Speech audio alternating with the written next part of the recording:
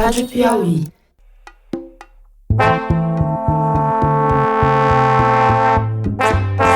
Sejam bem-vindos ao Maria Vai com as Outras, o podcast sobre mulher e mercado de trabalho da revista Piauí. Eu sou a Branca Viana. Essa é a parte 2 do episódio sobre identidade de gênero. Na parte 1, a gente conversou com o técnico de som Gustavo Ruggieri, que é transmasculino não binário. Hoje a gente vai falar com a Márcia Rocha, que é advogada e empresária e uma das fundadoras do site Transempregos. A grande dificuldade, no início principalmente, é o preconceito. As pessoas, não, essa pessoa é muito esquisita, para trabalhar aqui não vai dar certo, os funcionários não vão aceitar, os clientes não vão gostar, etc. Isso ainda existe. Ela vai explicar pra gente como é a inserção das pessoas trans no mercado de trabalho. Meu nome é Márcia Rocha, eu sou advogada, integrante da Comissão da Diversidade Sexual da OAB Seção São Paulo. Sou pós-graduada em Educação Sexual, sou empresária, tenho 4 empresas. Tenho um assento no Comitê de Direitos Sexuais da World Association for Sexual Health, que é uma associação mundial de estudiosos de sexualidade. Sou trans e sou uma das criadoras e coordenadoras do projeto Transempregos, que ajuda pessoas trans a se inserir no mercado de trabalho. E você disse que você é empresária, que você tem 4 empresas. São de quê as suas empresas?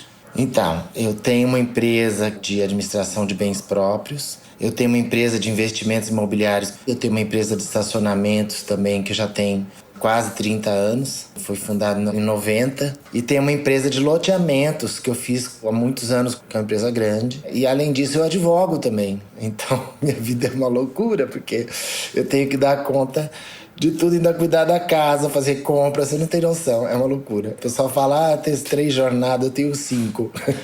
Além disso tudo, além de todas essas empresas, que você criou a Transempregos, né? Explica pra gente o que é a Transempregos. O projeto Transempregos surgiu de uma discussão acadêmica com uma psicóloga e filósofa do Paraná, trans, a Letícia Lanz. Nós estávamos num grupo conversando do que nós poderíamos fazer, porque a maioria das pessoas trans não conseguia emprego. Mesmo tendo qualificação, às vezes a pessoa estava já muito qualificada, trabalhando há muitos anos numa empresa, se assumia, porque já não aguentava mais ficar escondendo, e aí era mandada embora e não conseguia mais emprego, com qualificação, às vezes mestrado e doutorado, e não conseguia emprego de nada, nem de balconista. E o que as empresas dizem para não dar emprego ou para mandar embora, por exemplo, uma pessoa que se assume trans, que já trabalha lá? Quais são os obstáculos? A grande dificuldade, no início principalmente, é o preconceito. As pessoas, não, essa pessoa é muito esquisita, para trabalhar aqui não vai dar certo, os funcionários não vão aceitar, os clientes não vão gostar, etc.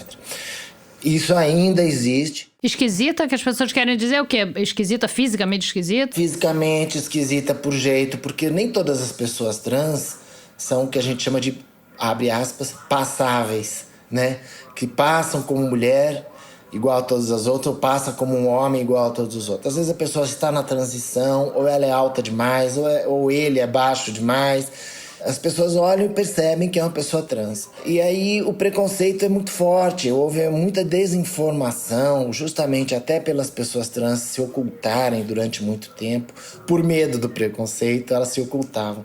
E aí ninguém tinha visão de uma pessoa trans, a menos aquela prostituta que estava na rua. E aí você não rompia o círculo vicioso. Então a pessoa não queria se assumir porque sabia do preconceito que ia sofrer. O que nós fizemos justamente foi romper isso. Então mostrar que nós existíamos, eu, Laerte, Letícia, Maitê e mais algumas outras pessoas. Que são o quê? São as pessoas que fundaram o Transemprego? São as pessoas que fundaram. Eu, Laerte Coutinho, Letícia Lanz, Maitê Schneider e João Nery, que já faleceu, que era um homem trans, que escreveu um livro Viagem Solitária. Na verdade, eram 12 pessoas. Quem teve a ideia de fazer o site foi um homem trans de Minas Gerais, Paulo Bevilacqua. A ideia surgiu em 2013. Em 2014, nós lançamos um site que faria a ponte entre a pessoa trans e as empresas. Em 2015, no final de 2014, nós conhecemos um fórum de multinacionais comprometidos com a diversidade. E a partir de 2015, a coisa começou a rolar bastante. Esse mês já foram 20 pessoas contratadas, mês passado foram mais de 40. Então, isso já mudou bastante mesmo. Assim, hoje nós temos mais de 460 empresas parceiras, né, nacionais e multinacionais. O volume aumentou muito quando as nacionais começaram a contratar, justamente começaram a perceber essa mudança na sociedade e conscientização e esclarecimento com relação à questão trans, desmistificando aquela ideia de que trans é aquela prostituta de rua, sabe? Que também existe, que também é uma população que a família atira na rua muito cedo e ela não tem escolha, ela não tem opção, né? Então ela vai para a rua realmente. Mas existe uma outra população, ou que a família apoiou, ou porque conseguiu estudar, ou porque lutou muito, que tem uma outra realidade. Então, a nossa ideia é incluir todas, claro. Qual é o perfil das pessoas que vocês inserem? É mais homem, mais mulher? Qual é a idade? Qual é o tipo de qualificação, o tipo de emprego? Olha, tem de tudo, tem todo tipo de empresas e todo tipo de pessoas trans. Hoje nós temos mais de 2.000 currículos, fora aqueles que já foram contratados. E eu diria que 35%, 40% são homens trans. E 60%, 60%, 65%, talvez 70% são mulheres trans. Tem desde a pessoa que mal consegue escrever um currículo a pessoas com mestrado e doutorado. Tem engenheiras, tem médicas, tem advogadas. Eu falo isso nas minhas palestras de conscientização, às vezes a empresa não acredita, né? Recentemente, uma empresa de jornalismo, não estava acreditando, mas falava, me manda, olha, vou fazer um anúncio, manda para mim. Depois ela me procura, falou, nós vieram mais de 100 currículos, sendo que 3 tinham mestrado, doutorado, 2 em literatura.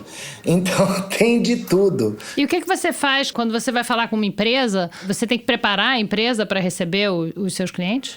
Tem. Às vezes a empresa já está preparada. Hoje, muitas trans conseguem emprego sem ser através de nós, né? Mas as empresas nem sempre estão preparadas para ter uma pessoa trans. Às vezes, o departamento de recursos humanos tem dúvidas. Como é que eu faço com o nome? O nome oficial, a pessoa não mudou ainda. Como é que eu faço o que é oficial? O que eu ponho no crachá? Então, a gente vai lá orientar.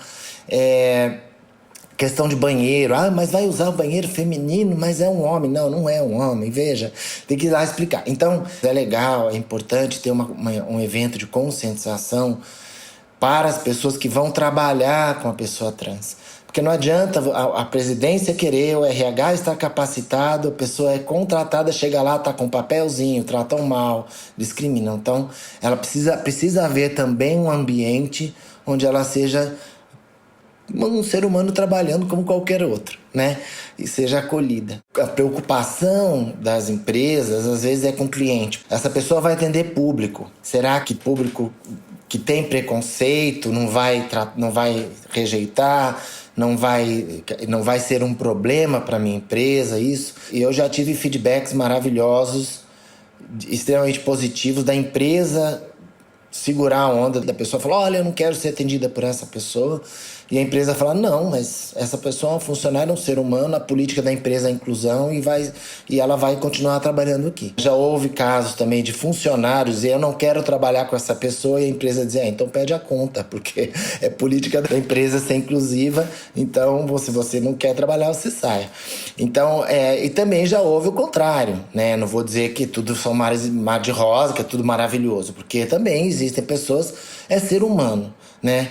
Então, assim como qualquer ser humano, podem haver pessoas trans com problemas, né? Que não se enquadram, que não se encaixam, que não sabem lidar, que às vezes reagem a bobagens, reagem de uma forma muito intensa. Então, a gente também tenta fazer um trabalho com as pessoas trans de conscientização. Tem no site, tem muita informação. A gente tem feito alguns eventos, preparando como que ela deve se comportar, como que ela deve se vestir, como que ela deve ir para uma entrevista, como fazer um currículo. Isso também é importante, porque nem sempre a pessoa trans também está preparada, são todas ótimas, maravilhosas, né?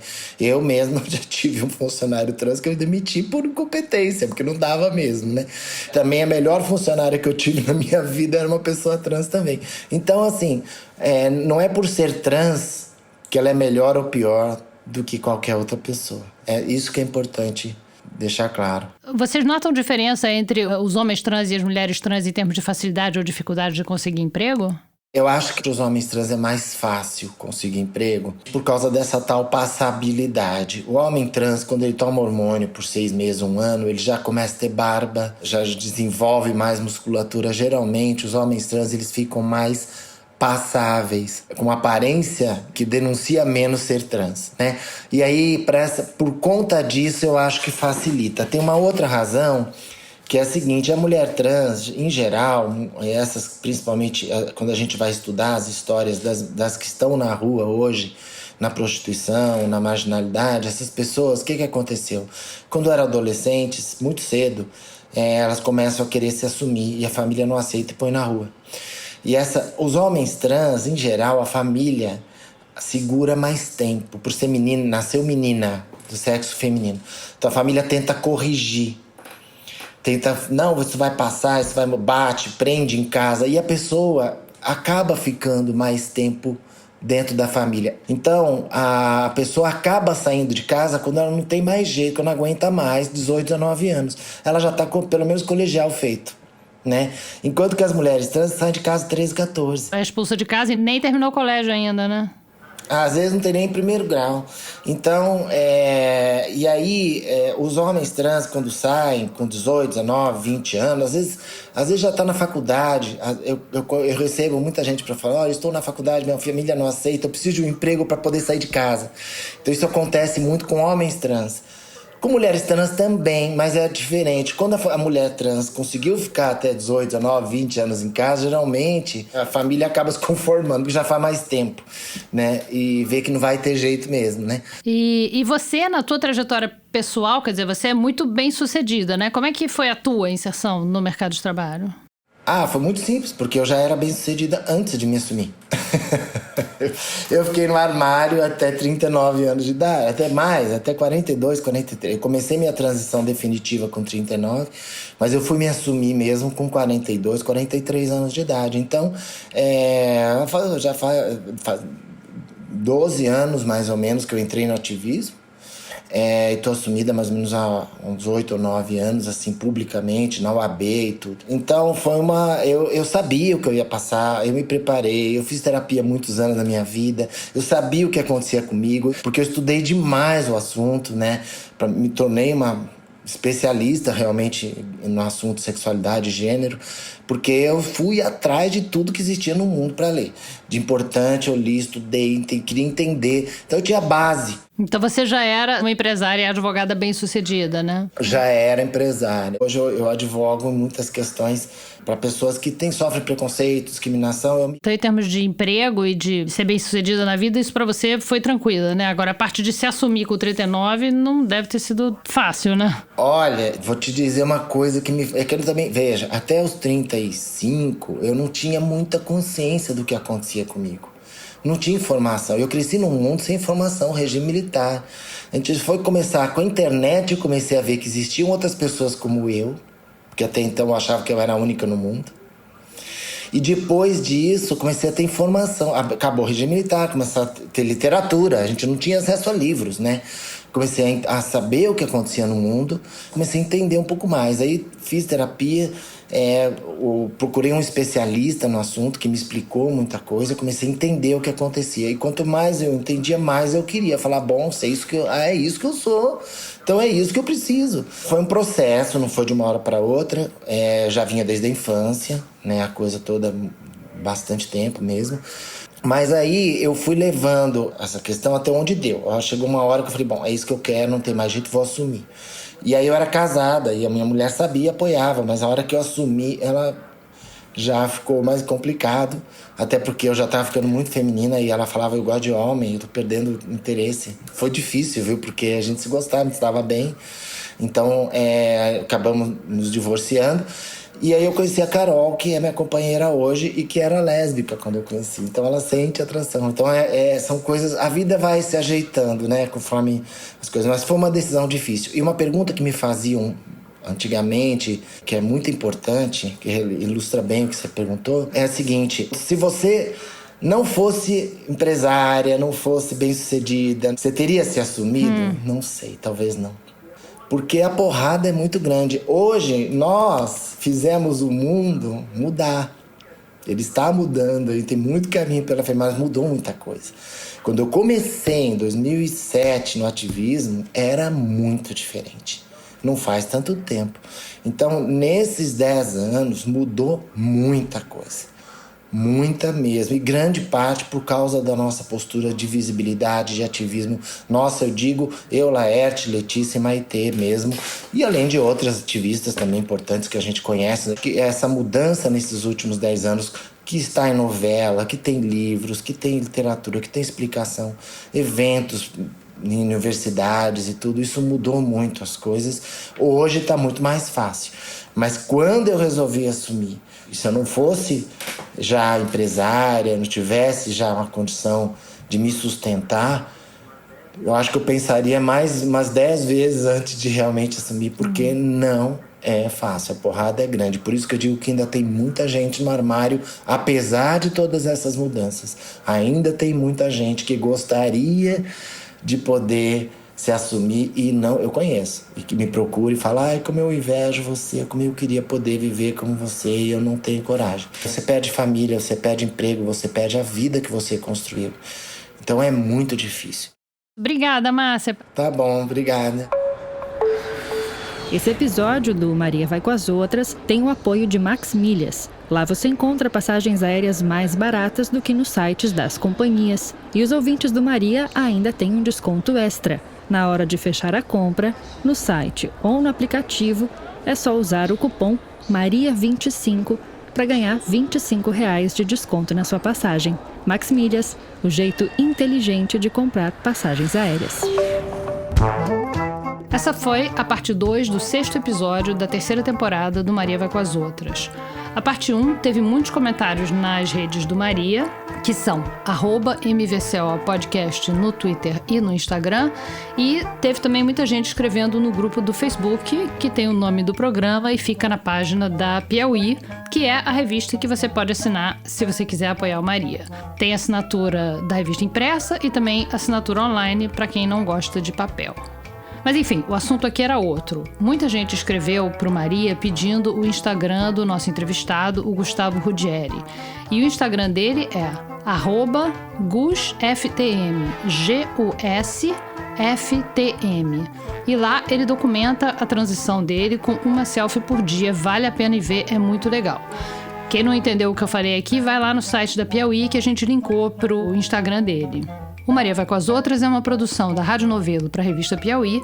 Nós gravamos no Estúdio Rastro com Dani Di e Luca Mendes. A direção é da Paula Scarpim, a edição de som é da Evelyn Argenta e da Mari Romano, que também fez a nossa vinheta. A finalização e a mixagem são do João Jabassi. Nossa produtora é a Mari Faria. A distribuição digital é da Kellen Moraes e a Ana Beatriz Ribeiro cuida das nossas redes. Eu sou a Branca Viana. Muito obrigada e até a semana que vem.